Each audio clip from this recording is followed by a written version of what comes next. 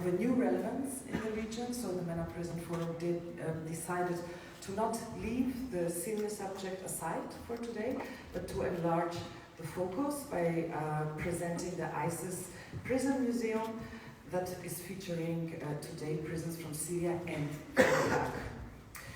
So all these evenings in the series have two parts. First, we present cultural expression, a concert, a performance, a film, and then we embed the content in discursive formats. So today we're delighted to actually have a German premiere.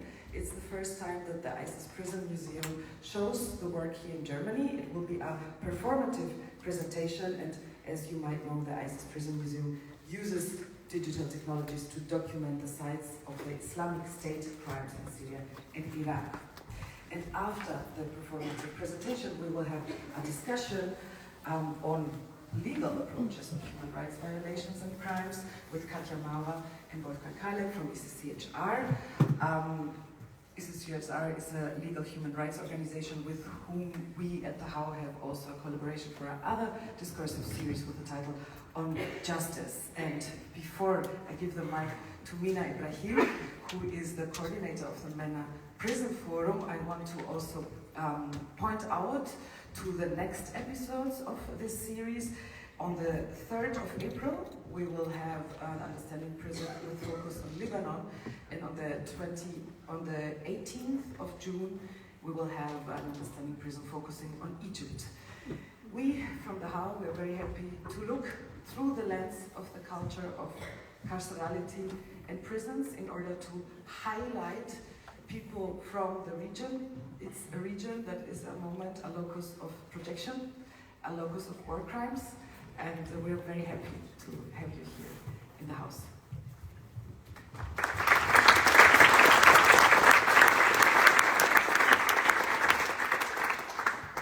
Thanks a lot, Margarita, and thanks for the HAU for hosting us as usual. Good evening, everyone. Masal khair.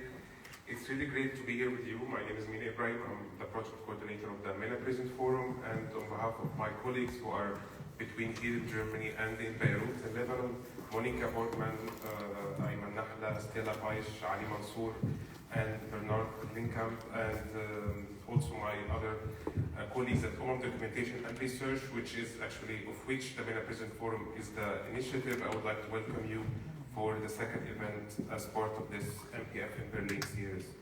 Let me just introduce the MENA Prison Forum in a few minutes. So the MPF, or the MENA Prison Forum, was founded in 2018 in Beirut, Lebanon, by Othman Salim and Monica Borgman, and from the start, it has been a space for engaging the realities of incarceration in the Middle East and North Africa, not just by documenting prison conditions, but also by exploring how imprisonment shapes societies, memories, and resistance, both inside and outside the region. We bring together diverse range of people, former detainees, human rights defenders, researchers, artists, archivists, and legal professionals, because we believe that conversations about prisons and justice cannot and should not be confined to just one field or one way of thinking. Especially that our work is mainly concerned with the pursuit of accountability and the fight against impunity. We believe in interdisciplinary inclusive language, and that this language is a must. As Margarita mentioned, our last event, we had a combination between a music performance and also a panel that was talking about the pursuit of accountability and justice for the Assad, against the Assad regime. And as also Margarita mentioned, like the last event, we were all surprised that a few hours after the event, we started to hear that some of the cities in Syria started to be liberated, and the fall of the Assad regime started to happen. And then we started to continue to work on our events with the HAU Theater. So we continued with Syria, and today also we are engaging with Iraq through the magnificent work of the ISIS Prison Museum, or the IPM. I just would like to close with also a few words about the MENA Prison Forum before introducing the team of the ISIS Prison Museum. That in the MENA Prison Forum we are interested in what's called the 4 A's. The 4 A's is like art, academia, activism, and archives. Actually, last year it was 3 A's without the archives, but this year, after the opening of the prisons in Syria, we started also to be interested in the archives, because we believe also that the evidence that, or the archives that were released from the prisons in Syria should and must be part of the justice process happening not only in Europe, which actually started a few years ago, but also a new justice process that should also be starting in Syria itself. Thank you so much, and I welcome you also to join, as I said, the ISIS Prison Museum. Thanks a lot.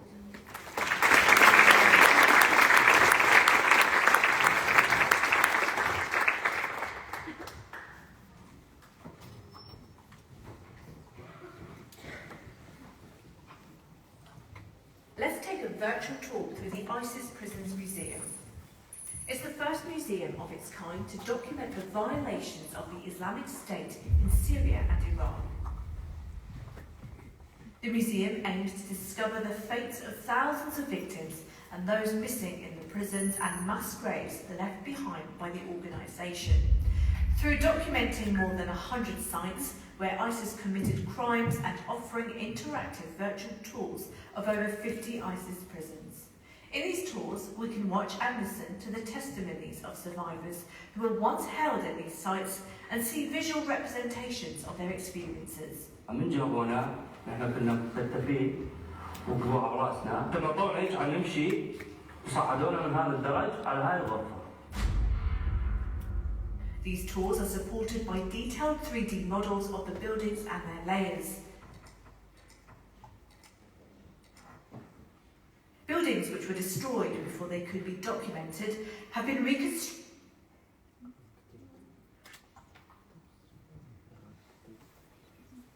based on survivors' descriptions. The IPM holds an archive of more than 70,000 exclusive documents, as well as torture tools and the belongings of victims collected from sites abandoned by ISIS. The archive also contains over 500 interviews with witnesses, including former detainees and the families of those missing in the organisation's prisons. هم أخذونا كسبايا يعني انتصروا بالحرب وأخذونا سبايا الحرب. اشتغل تقريبا الآن على وجهي والضرب يعني 100 جلدة ما قليلة. This extensive effort also includes investigations into ISIS governance policies and the massacres the organisation committed. It also features a special glossary of the language of prisons. In the glossary, researchers and linguists analyse how the language used by ISIS was related to the environment as well as to the origins of ISIS members. Additionally, the museum holds a collection of articles written by former detainees in various prison systems in the region and around the world. The museum team began its work in 2017 after ISIS had been forced out of the areas it controlled in Syria and Iraq. Today, the team consists of more than 100 people, including journalists, lawyers, artists, filmmakers, researchers, architects, and digital design experts, all working to preserve the memory and collect evidence of the countless violations committed in Syria and Iraq. Alongside the museum, the digital Jawab platform assists the families of the missing in their journey to search for their loved ones and presents their testimonies and experiences in an effort to achieve justice, hold criminals accountable, and honour the victims. لا قادر يبني بس ولا قادر يدش ولا قادر يبني ولا قادر يمشي ومنيتي بالحياة إني أحصل على شيء له.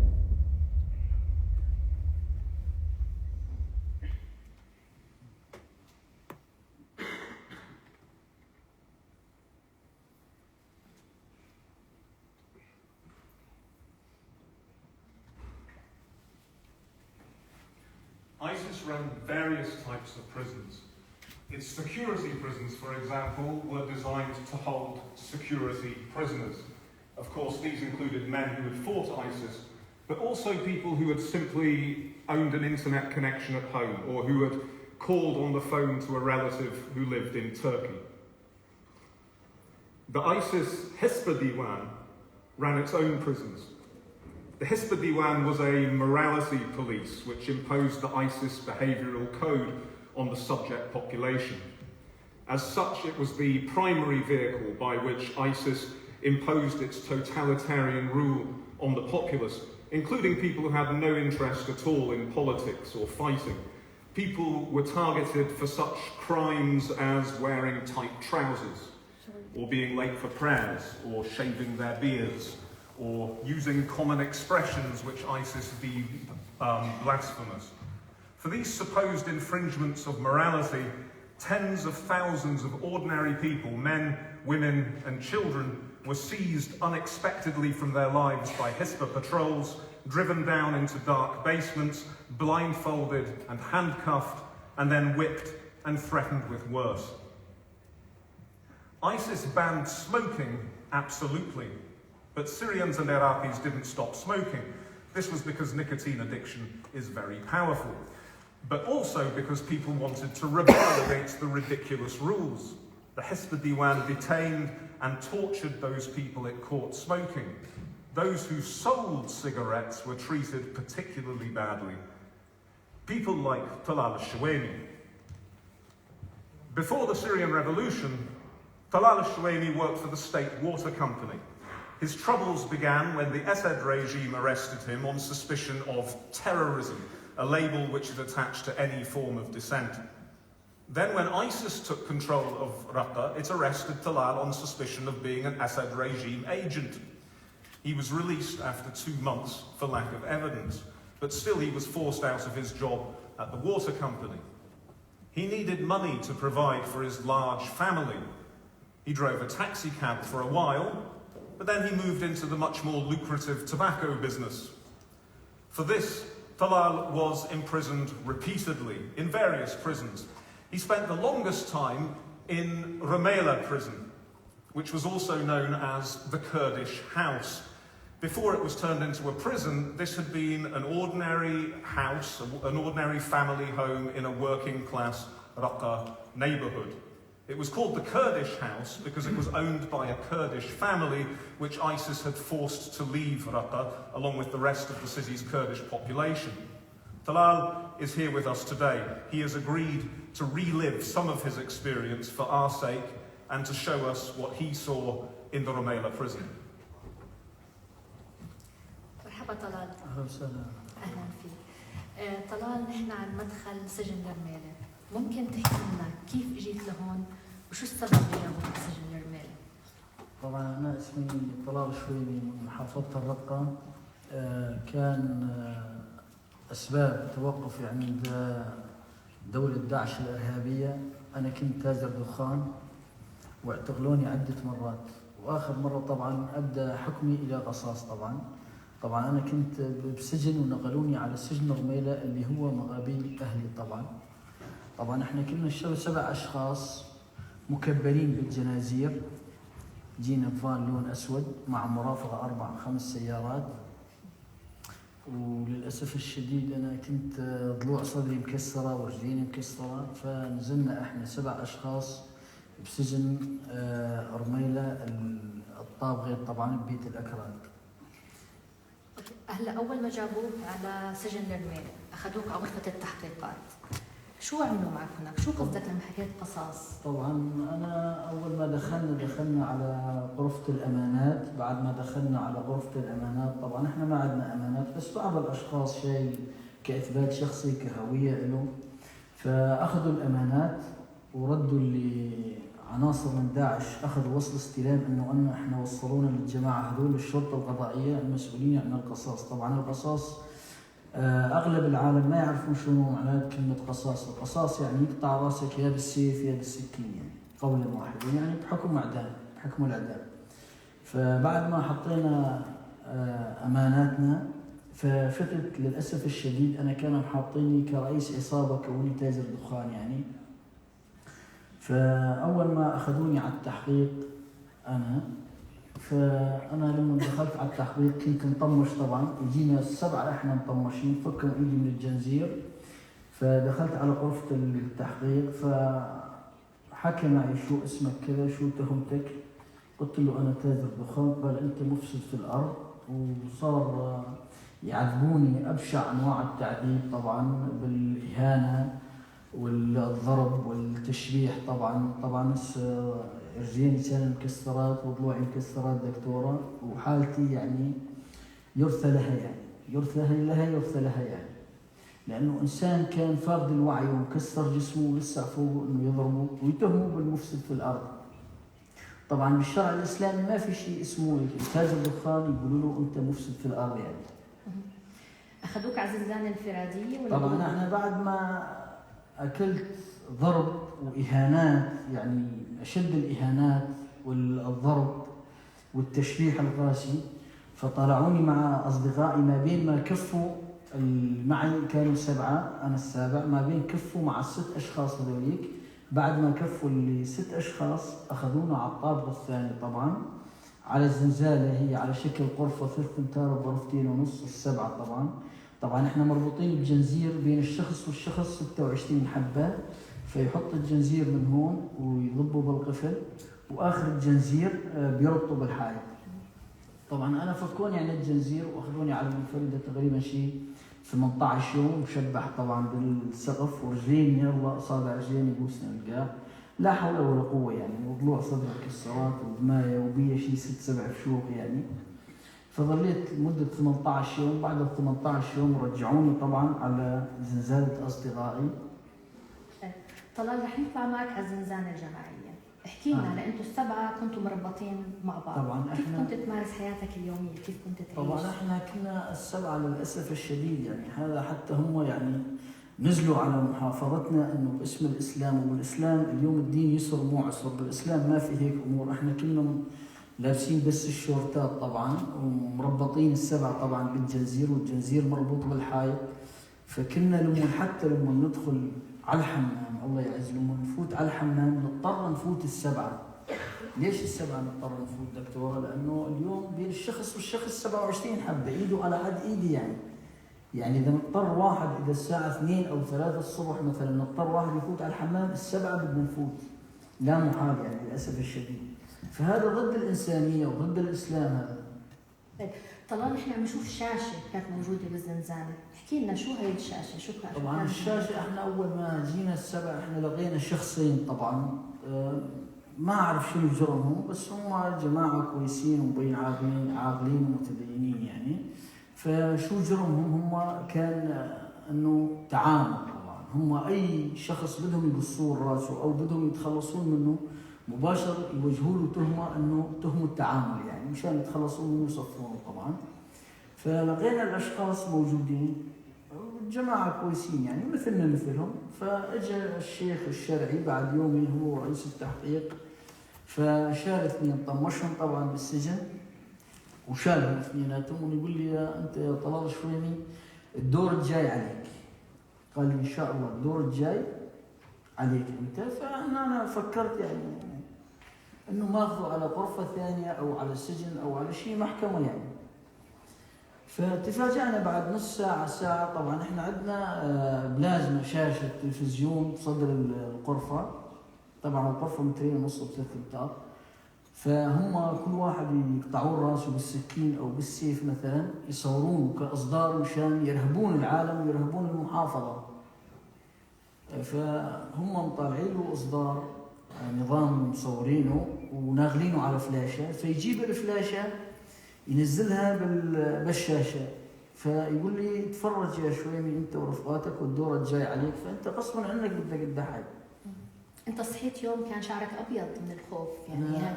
دكتوره انا استهترت بحكم القصاص، لانه حتى بالشرع الاسلامي بالدخان ما في حكم قصاص يعني، انا ما عندي ذنب، ما عندي اجرام يعني. فأنا لما استهترت بالحكم يعني، لما نزل حكمي قصاص توني يعني تأكدت 70% أن حكمي قصاص يعني. لما جابوا لي البدلة البرتغالية ولبستها حلقم شعري على الصفر للأسف الشديد، ولما طلعت تفاجأت أنه دغني سودة وشعري أبيض. ومرضت أنت؟ مرضت يعني. لما نزلتوا لي البدلة ظليت تقريبا الدنيا باردة، وإحنا ما إحنا لابسين شيء بنتكورات بس، والدنيا باردة بالشتوية يعني. فالإنسان هنا بيرشح، الرشحة تسبب إلى يعني مشاكل اليوم صحية كثيرة، منها مشاكل مثلا إسهال. الإسهال الشديد مثلا يسوي يعني مرض عندنا اسمه زنطارية يعني. اليوم أنا مرضت تقريبا 7-8 أيام، بعد ما مرضت ما ظل بي حيل، بعد فقدت شيء من نوع الأعصاب، فقدت شيء من جسمي. اليوم صارت علي ضغوطات يعني فوق طاقتي، يعني كضرب وكإهانة وكإجرام بحق الإنسانية وكحكم قصاص، يعني انهاريت ما ظل بي يعني. فلما مرضت آخر باليوم التاسع طبعا صار إضراب عندنا على الطعام، ظليت 9 أيام فقدت الوعي. فكانوا يحكوا الشباب ويصيحوا مثلا طلال الشويمي مات، طلال الشويمي مات. فإجا رئيس المحققين والسجان قال لسه يتنفس اللي مات، قالوا له لا لسه يتنفس بس الزلمة انتهى خالص وضعه، يعني بدنا إسعاف، بدنا حدا ممرض يجي يشوف الزلمة. فقال بس يموت بعد يومين تخبرونا نجي نعتقله يعني. طب احكي لنا انت فتحت فتحه جوا الحمام. طبعا انا فتحت فتحه لما انا ما كنت اتصور انه هذا نفس السجن اللي كان مغابيل بيت اهلي. للاسف الشديد هم كان بيت للجماعه كراد واحنا وياهم اهل. فلما دخلت السجن هذا سمعت صوت جارتنا، طبعا جيراننا احنا وياهم اهل، فصوتها مميز شوي هيك يعني.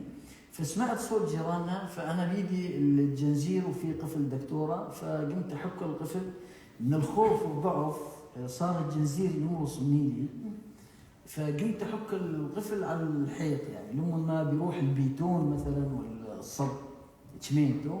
فلما حكيته طلع البلوك الابيض، فشوي شوي فرقته بالقفل فصار شيء بسيط يعني منفذ. فقمنا باصابع ايدينا، اصابع ايدينا طبعا من هون كلها تجرحوا. بس الروح اليوم قال يا دكتور الروح اليوم بدوها عن الوالدين، واحنا انحطينا لا حول ولا قوه يعني بالامر الواقع يعني للاسف الشديد. وهم داعش دوله ارهابيه يعني ما فيها رحمه، ما فيها انسانيه، ما فيها اي شيء، اي نوع من كل انواع اساليب التعذيب كان موجوده عند داعش. وقتها قررت تهرب؟ وقتها لما عرفت حالي اني مغابيل بيت اهلي ومغابيل بيت جيراننا قررت اني اهرب. صرنا نبكي من الفرحه طول الليل، احنا نصلي ربنا سبحانه وتعالى من فضل رب العالمين. طبعا الله كتب لنا عمر جديد، فقمنا نبكي من الفرحه يعني. فربنا سبحانه وتعالى انطانا القوه يعني بدنا نهرب، حطينا ببالنا الهريبه. فاجى بعد كم يوم انه قالوا التحالف الدولي بده يضرب سد الفرات، فطافت الميه فوق السد فالمدينه بدها تروح. فداعش هون باللحظات هاي خافوا قاموا ينهزموا كذا هيك. احنا كبرنا الفتحه شوي والحمد لله رب العالمين طلعنا من الفتحه وهربنا، وهذا فضل ربنا سبحانه وتعالى. طبعا حاليا انا اجيت طبعا على اوروبا والحمد لله رب العالمين. الله كتب لي عمر جديد واولادي حاليا بالعراق سووا مقابله وعلى وشك يجون. وانا طبعا مو بس انا والدوله السوريه الشعب السوري بشكل كامل يعني بنتشكر الدوله الالمانيه واخوتنا الالمان لحسن ضيافتهم ومعاملتهم الحسنه واكرامهم لنا. الحمد لله على السلامه يا طلال. الله يسلمك ويحفظك. الحمد لله على السلامه وشكرا انك شاركتنا قصتك وتفاصيلك. نتشكر برنامجكم واستضافتكم الحلوه لنا. شكرا طلال. حياك الله. شكرا تفضل. السلام عليكم.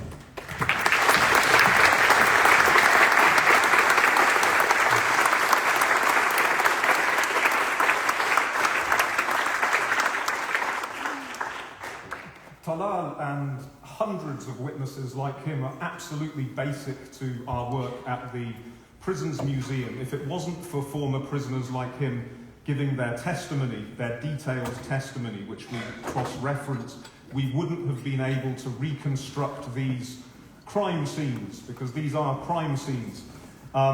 These prisons, which of course were absolutely central to the way ISIS ruled. But it's not as if ISIS prisons just dropped out of the sky suddenly. They morphed out of the prisons which already existed in the region and internationally, and specifically the Ba'athist prisons in Syria and Iraq. Though ISIS was supposedly a religious organization and the Assad regime, the Syrian Ba'ath regime, was supposedly secular, their means of governing was remarkably similar. It is better to be feared than loved, wrote the Renaissance philosopher Machiavelli, and the Iraqi Ba'ath and the Syrian Ba'ath and ISIS all agreed on this key point. They didn't wish to win hearts and minds, but to rule by fear. And they turned the whole of society into one huge prison. And they did this by constructing an enormous, all-pervasive mechanism of surveillance, detention, and torture. Surveillance, they administered a network of informers, this corrupted society, destroying the trust between people. Nobody knew who was writing reports on them. So people were scared to talk honestly, even at home in front of their children, in case the children repeated what they'd heard outside. Like ISIS, the Assad regime ran a gulag of prisons, large and small, and torture was ubiquitous in these prisons. Detainees were beaten and whipped, they were cut with knives and burnt with boiling water, cigarettes or charcoal. Their bones were broken, their nails were extracted, they were electrocuted or raped.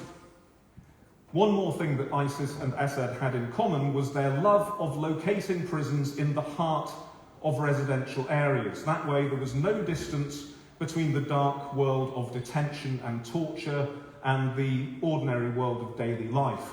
You've seen how Talal discovered that the prison he was in was right next to family members' houses in streets that he knew. And one example of the Assad regime doing that is the Khatib Branch, also known as Branch 251, which was an Assad prison in a residential building in the heart of a residential neighborhood in central Damascus. With these security prisons everywhere, fear became part of the daily landscape. And what was beneath your feet, basements, were hidden spaces where detainees disappeared. Almost every neighbourhood concealed narrow, suffocating cells where prisoners endured isolation and torture. On December the 8th last year, after 54 years, the Assad regime was finally toppled. Suddenly, these basements were exposed and their secrets were brought to light. Our Prisons Museum is part of this effort to bring secrets to light. Just as our ISIS Prisons Museum project documents ISIS prisons, so our Syria Prisons Museum project is also documenting the Khatib Branch, Snyder, and dozens of other Assad regime prisons. Again, we're creating 3D tours of the sites and interviewing hundreds of former prisoners in order to form a picture of what happened in these places. But the process of discovery and accountability was already well underway before the regime fell, and this is in part thanks to the efforts of Anwar al-Bunni. Anwar al-Bunni is a human rights lawyer. Over the years, he has defended dozens of clients in Syria.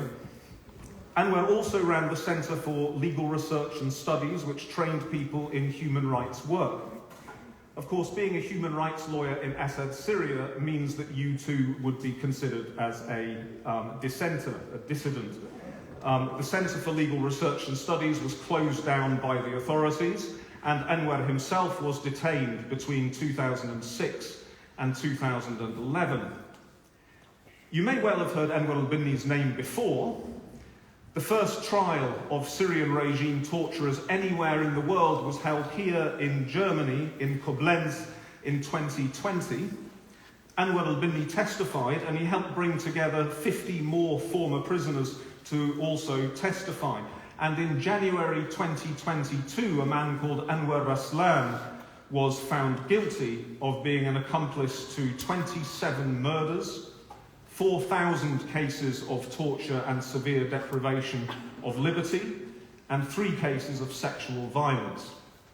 Raslan was the head of investigations at the Khatib Branch, there it is, in 2011 and 2012. He was sentenced to life imprisonment.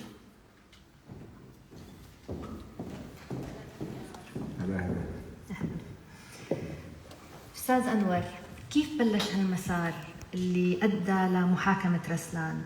وكيف مبدأ الولاية القضائية الدولية ساعدت بهالعملية؟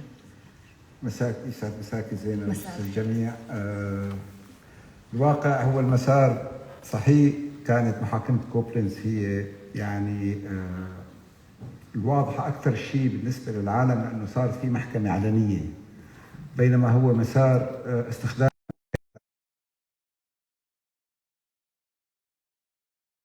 بدأنا بجمع الملفات الأدلة على الجرائم المرتكبة بسوريا، وخاصة بالفروع الأمنية اللي حكى عليها. وبالتالي أول ملف تقدم قدام مدعي العام بال2017. تقدمت 4 ملفات حقيقة تستهدف 27 مسؤول عالي المستوى بسوريا. الشيء اللي ممكن الناس ما بتعرفه عن الولاية العالمية القضائية إنه ألمانيا عندها وضع فريد في قصة الولاية العالمية القضائية. ألمانيا الوحيدة بالعالم اللي ممكن تحاكم على الجرائم ضد الإنسانية حتى لو كانوا المتهمين ليسوا على أراضيها. هذا نحن اللي استفدنا منه برفع الملفات ضد المسؤولين السوريين اللي بسوريا بما فيهم بشار الأسد من 2017. الخطيب هو من أخطر الأفرع الأمنية حقيقة، وأنور رسلان كان هو مسؤول عن قسم التحقيق، يعني هو مسؤول عن كل عمليات التعذيب وهو اللي بيعطي الأوامر فيها، بالإضافة مسؤول عن عمليات الموت ونقل الجثث بعد وفاة الضحايا. وبالتالي استفادة من الولاية العربية القضائية كان كثير مهم لحتى نثبت للعالم حجم الجرائم المرتكبة بسوريا. كما ذكر بالمقدمة 4000 ضحية تعذيب على الأقل، هذول اللي قدرنا خلال فترة هو مسؤوليته عن الفرع بين 2011 آذار 2011 وأيلول 2012، ليس أكثر يعني، لأنه هو ترك سوريا 2012. بالإضافة 27 حالة وفاة بالاسم موثقة ضده، و3 قضايا يعني اعتداء جنسي على المعتقلين. أنت اعتقلت بفرع الخطيب ودافعت عن عدد من المعتقلين سواء بفرع الخطيب أو بسجون أخرى، ممكن تحكي لنا عن الظروف اللي عاشوها؟ أي معلومات؟ كيف ساعدت بتحقيق العدالة؟ يعني أنا اعتقلت في فرع الخطيب يمكن بال 1978. كان لسه الفرع ببداية تأسيس الزنازل التعذيب عنده. طبعا تم تعذيبي بهذيك الفترة بقيت فترة أسبوع تقريبا بالفرع، لكن الشراسة كانت بعد 2011.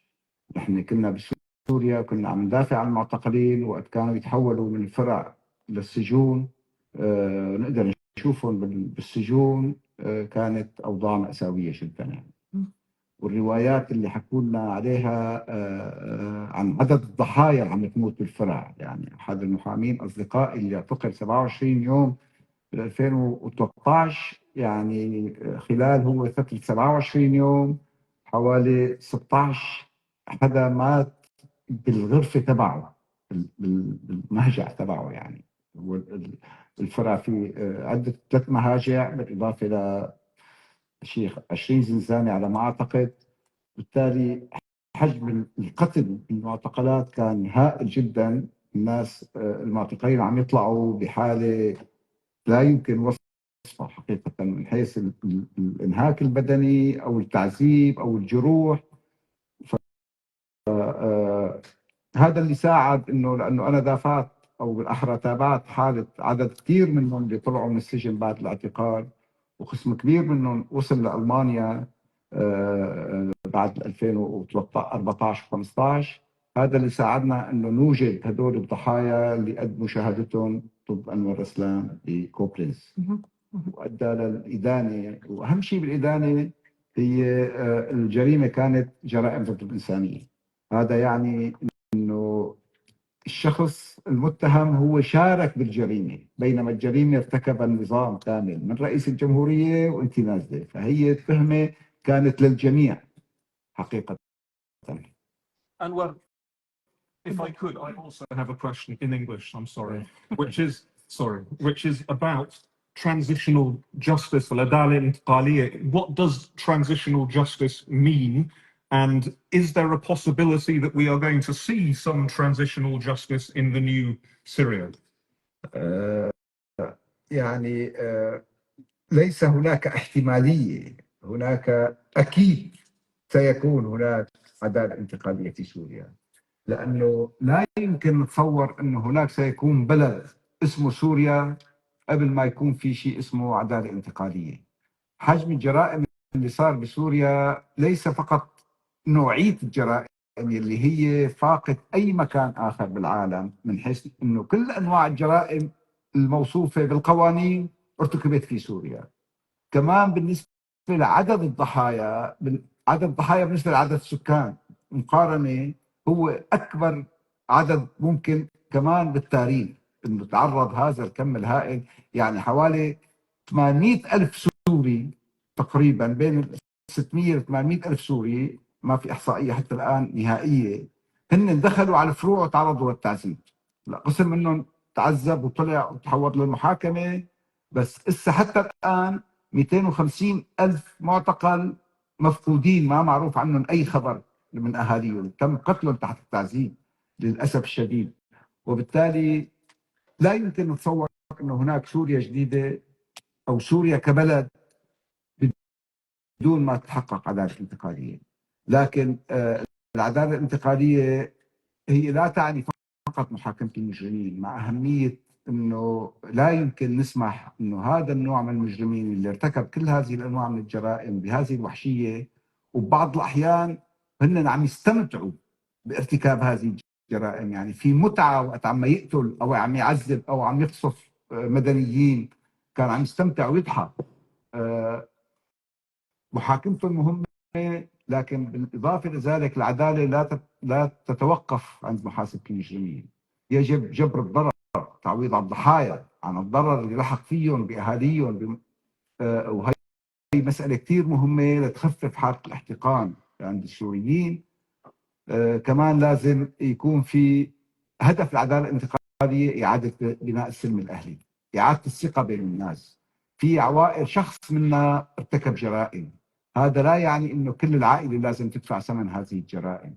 وبالتالي اعاده بناء الثقه بين بعض الاحيان اخين بنفس العائله، كل واحد ارتكب جرائم مع طرف ممكن، وبالتالي المجرمين لازم يتحاسبوا، لكن لا يعني انه العوائل لازم تدفع ثمن هذه الجرائم.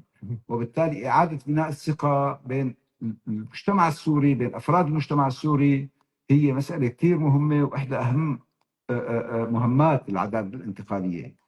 بالإضافة لذلك كله الذكرى، سرد السردية، الأرشيف اللي هلأ بيّن، ومثل ما حكيت إنه متحف سجون داعش كان متاح لأنه كانت المنطقة ممكن تساوي سجون متحف سجون داعش. الآن عندنا متحف لسجون النظام السوري اللي هي ما بدي اقول اشد وحشيه، نفس الوحشيه لكن اكثر عددا بكثير، حجما ونوعيه. وبالتالي سرديه شو صار بسوريا، سرديه مين المجرمين الحقيقيين، مين اللي ارتكب جرائم وكيف ارتكبت هذه الجرائم، بالاضافه الى اعداد نصب تذكاريه للضحايا لتضل اماكن المجازر، اماكن الاعتقال الشنيعه مثل صيدنايا مثلا، لازم يصير متحف مزار لحتى الناس ما تنسى شو اللي مر على هالضحايا وشو مر على هالبلد. وبالتالي العداله الانتقاليه ليست هي احتماليه بالنسبه لي على الاقل. انا بعرف انه هي حتميه لازم تصير وتتحقق لنقدر نقول نحن وضعنا اول طريق على اعاده بناء سوريا. شكرا يا أنور، احنا بنقدر كل جهودك مع الكافيين اكيد لكل البلد للشعب السوري. شكرا كثير.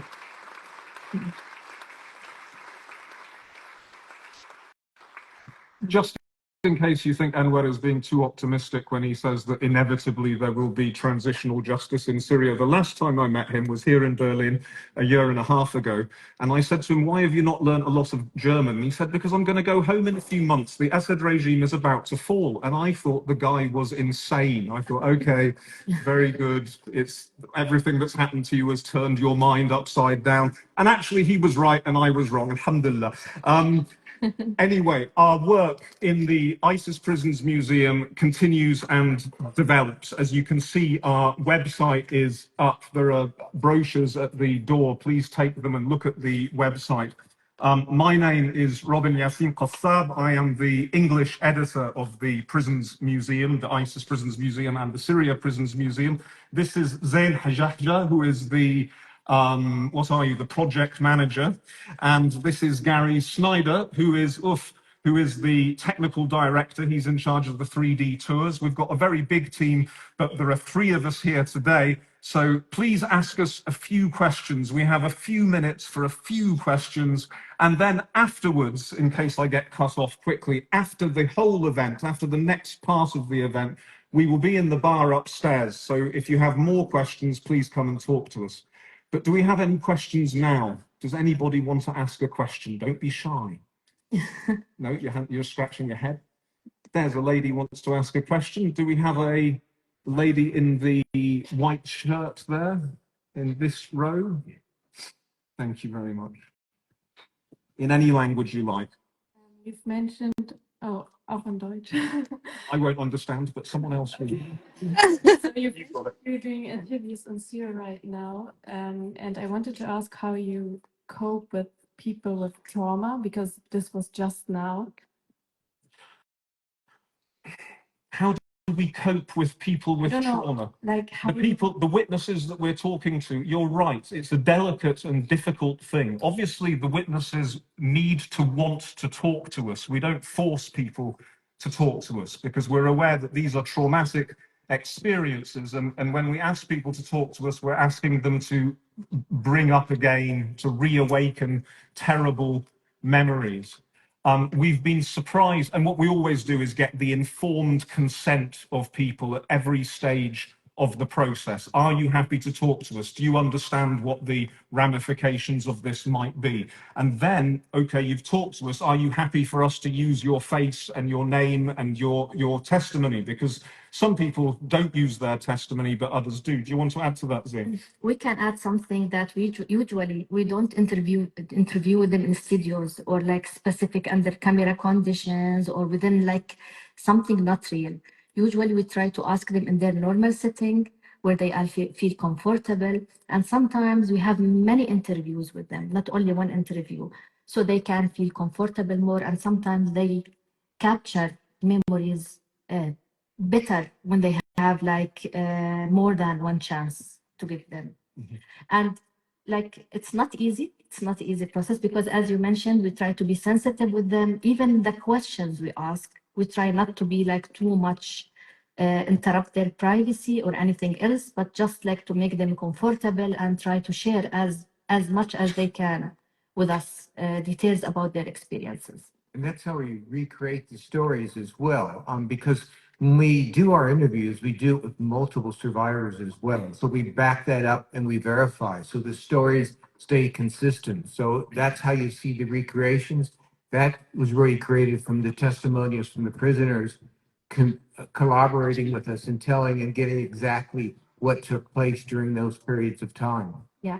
And as Gary mentioned, the verification process itself is the hardest part of the project, because each detail should be like 100% true before we use it and like move it to other people or like use it in the narration of the building. This is why we cross-reference all interviews. We try like with our investigation team to make sure that these details are accurate, so we can use them in creating the content or the information and the investigation for the building or the prison in specific. In many cases, you didn't see it in this case, but we actually use high-resolution cameras, so we capture, because most of the prisoners left some information, typically scratching on the walls with their names or messages to their loved ones. So that's how we can authenticate as well that that individual was at that location at that period of time.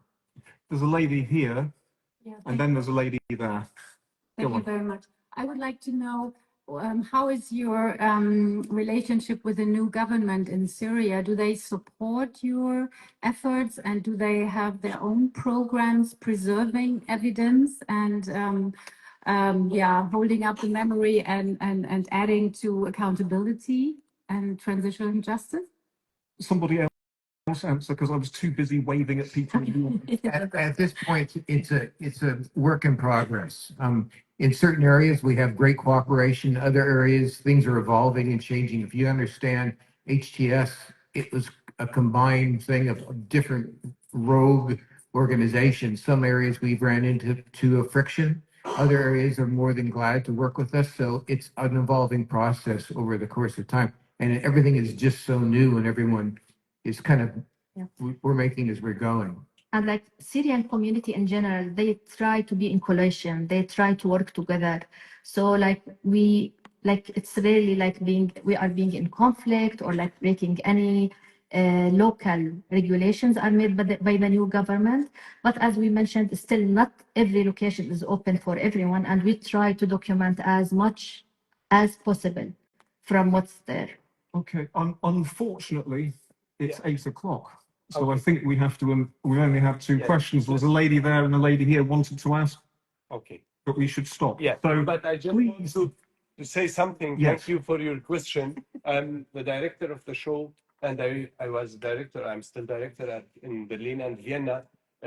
About Traumatize, I wish from all theaters, filmmakers, people who are working in writing also, to take care about Syrians, other people who are coming from trauma place, not to ask them a lot of questions, to put them suddenly on the stage, doing things with them that if they are really normal people, because when I arrived here, I had a lot of real problems of people just asking me sensitive questions. Something really destroyed my life, minimum for 2 years, that people are not taking care of us, all of us.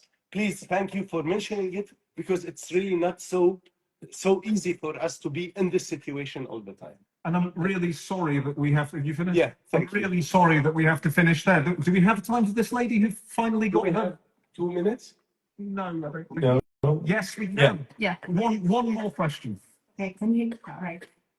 Do you work together or in cooperation with other prison and torture remembrance projects anywhere else in the world, or do you exchange information or their experiences?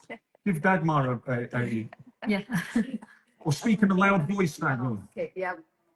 There's the mic. Right. Yes. So that's one of the part of the project. When we say we collect stories of former prisoners, then we think about Argentina, we think about East Germany, we think about South Africa, right? We want to say that Bosnian camp survivor, Chechen camp survivor, stories from everywhere, and Albanian. Yeah. So we try to see the common thread in prison, even though this is Syria or Iraq, this is ISIS, but it's also a lot about what happens when there's clandestine state activity and there's a repressive state. And it's kind of an interesting thing, and it's a terrifying thing that so much of this is the same. The mechanisms are the same everywhere, irrespective of ideology and time. And so to connect this to an international idea of prisons, definitely, but the specificity is about, you know, the Middle East and North African region and the Arab world in this specific project, but we are very much aware of the rest of the world. And they help each other. You know, we've got one account from Mozambique, who's a British guy that was in